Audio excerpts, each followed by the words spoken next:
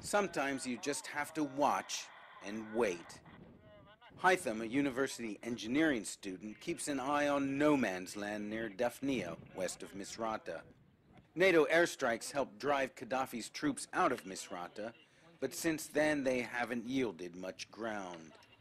Hytham says they need help from above, help from the United States and France.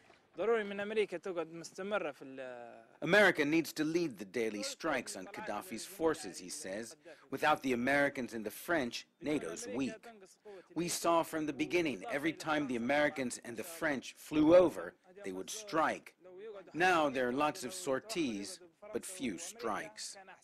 His friend agrees. Mohammed, do you think NATO has been doing a good job? Sometimes he do, but I think it's not always do his great job. Because sometimes we see the tanks and it's very clear.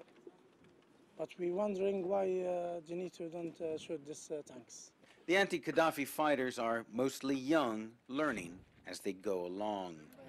Almost all their weapons were captured from forces loyal to Muammar Gaddafi during the Battle of Misrata, and many of those weapons are showing their age. They require endless tinkering and frequently jam. The whole operation is a makeshift affair, odds and ends thrown together to do battle against a well-equipped army. Medical student Mohammed Hamedi shows up at the front on a bicycle he liberated a few days ago. We went out on a scouting mission, he recalls, and found it in a house over there. Gaddafi's soldiers were using it, so I took it. Better we have it than them. They let loose with the occasional volley of fire, as if to keep the enemy at bay. But the other side responds with their bigger guns. The fighters here say what they really need is for NATO to, in their words, do its job, to take out Gaddafi's artillery and tanks in this area, which is making it very difficult for them to move forward.